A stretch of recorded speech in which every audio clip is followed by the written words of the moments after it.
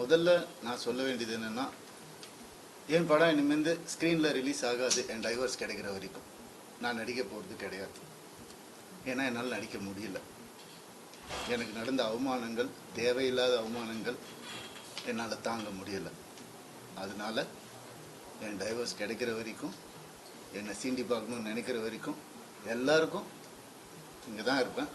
வாங்க, சீண்டி பாருங்கள். இனிமேல் சாது கிடையாது நான். அதனால் என்ன நடக்குதோ பார்த்துக்கலாம். மற்ற விஷயங்கள், என் வேலை விஷயங்கள், அதை எப்படி சரி பண்ணணும் என்னன்றதை நான் பார்த்துப்பேன். இவ்வளோ நாள் என் கூட நின்ன உங்கள் எல்லாருக்கும் ரொம்ப ரொம்ப நன்றி.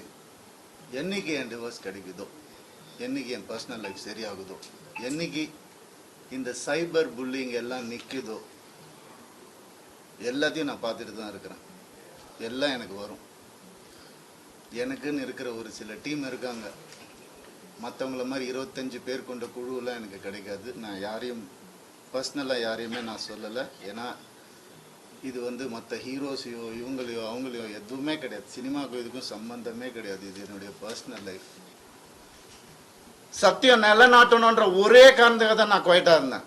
எல்லாம் வருது. உங்களுக்கு சர்ப்ரைஸ் வெயிட்டிங்ஸ் இல்லதெல்லாம் வெயிட் பண்ணுங்க. கொஞ்சம் எனக்காக பொறுமையா இருங்க. அதான் ஃபெமினிசம்.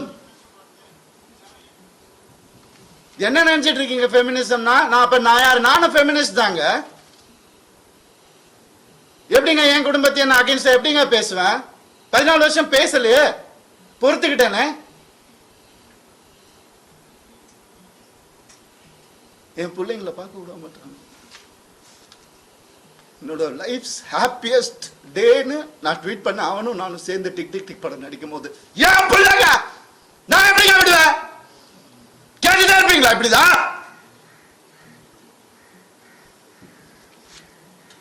50 லட்சம் ரூபா தெரியுமா? 2 பேர் ஸ்கூல் ஃபீஸ். எத்தனை வருஷம் நான் கட்டி பார்த்துட்டு இருக்கேன். அவங்களுக்கு நல்ல லைஃப் கிடைக்கணும்னு. குழந்தைங்க பத்தி, என் பாசத்தை பத்தி பேசாதீங்க. உங்க யாருக்கும் எதுவுமே தெரியாது. டெய்லி நைட் உட்காந்து அவன் செஸ் கத்துக்கிறான். என் சின்ன பையன் டெய்லி உட்காந்து விளையாடுவான். அவன்கிட்ட தோத்து போவேன் நான். என்ன சொல்றீங்களா? குழந்தைங்க மேல அன்பு இல்லைன்னு பார்க்க விட மாட்டாங்க. போன் கான்ஃபிஸ்கேட் பண்ணி வச்சிருக்காங்க. ஸ்கூலுக்கு பாடி கார்டு அனுப்புறாங்க. என் பசங்க பார்க்கணும் இந்த வீடியோவை. தெரிச்சு தானே ஓடி வந்தேன் நான். அந்த லைஃப் பிடிக்கலன்னு இத்தனை நாள் இருந்தால அப்பெல்லாம் தெரியலையா? நான் அப்பெல்லாம் பார்த்துக்கல. எவ்வளவு கோடியில வீடு என்ன கேளுங்க போய் வெளியில. ஈஸியாரே சொல்லும்.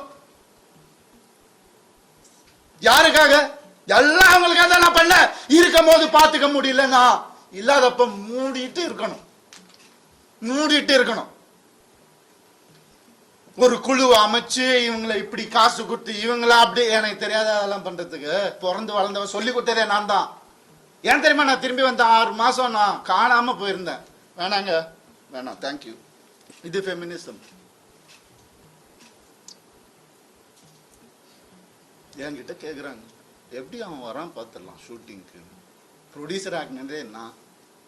என்கிட்ட கேட்குறாங்க யாராவது பார்த்துருக்கீங்களா? குடும்பமா ஒரு எக்ஸ் குடும்பம் வந்து இன்டர்வியூவில் வர்றது யாராவது பார்த்துருக்கீங்களா? எனக்கே தெரியாது. சர்ப்ரைஸ் தான். வந்து ஏன் மாப்பிள்ள, ஏன் இது, ஏன் அது, எதுக்கு? நான் பாட்டுக்கு தானே இருந்தேன். அப்படியே போயிருக்கலாம். எதுக்கு சுரண்டி ரத்தம் வர்ற அளவுக்கு, உயிர் போற அளவுக்கு சுரண்டுனா என்னங்க பண்றது ஒரு மனுஷன்? எனக்கு இப்படிலாம் பேச தெரியாதா?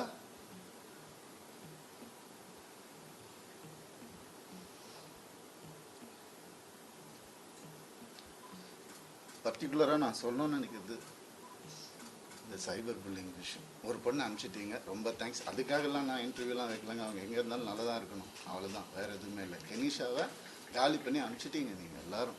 சைபர் புல்லிங் உங்களெல்லாம் நான் சும்மாவே விட போகிறதில்ல.